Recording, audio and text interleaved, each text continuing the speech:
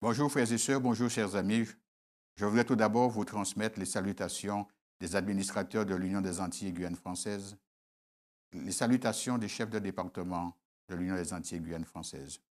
Je voudrais reconnaître et saluer la réactivité et le dévouement des administrateurs, des pasteurs, des membres d'Église, des administrations des institutions scolaires de la Guyane, de la Guadeloupe, de la Martinique, face à une situation inédite et particulièrement délicate, celle du coronavirus COVID-19.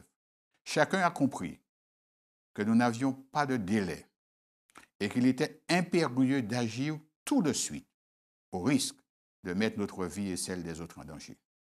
Nous abordons une nouvelle période de confinement. Cela peut paraître long, difficile à supporter, contraignant et éprouvant. Continuons à appliquer les consignes sanitaires qui nous sont transmises par les autorités. Maintenir une distance sociale, éviter de se serrer la main, vous les connaissez. Ne relâchons pas notre vigilance. Ne nous laissons pas gagner par la fatigue et la routine. Au contraire, redoublons d'attention au cours des jours à venir. Restons mobilisés. Que le Seigneur continue de bénir votre créativité et votre engagement afin de poursuivre la mission du Christ. Cette bonne nouvelle du royaume sera prêchée dans le monde entier pour servir de témoignage. Alors viendra la fin. Soyons des porteurs pendant cette période, des porteurs d'amour, de fraternité et d'espérance. Chers amis, gardons à l'esprit que nous ne sommes pas seuls face à cette pandémie. Nous pouvons compter sur le secours de l'Éternel. Et j'aime beaucoup le psaume 121 qui dit « Je lève mes yeux vers les montagnes. D'où me viendra le secours ?» La réponse, elle est là. Le secours me vient de l'Éternel qui a fait le ciel et la terre.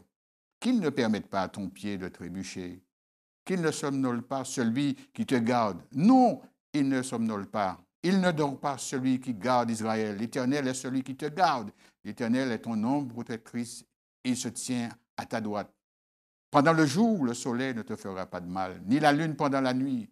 L'Éternel te gardera de tout mal. Il gardera ta vie.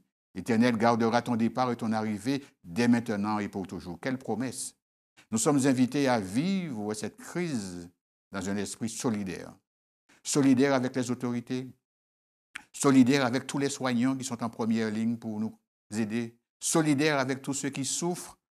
Nous devons vivre, frères et sœurs, chers amis, cette crise dans l'unité du Christ.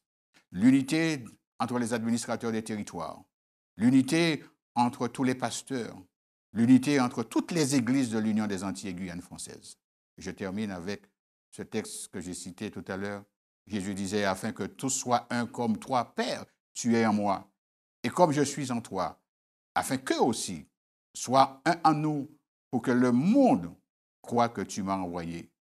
Une nouvelle semaine, un nouveau défi, une nouvelle période de confinement.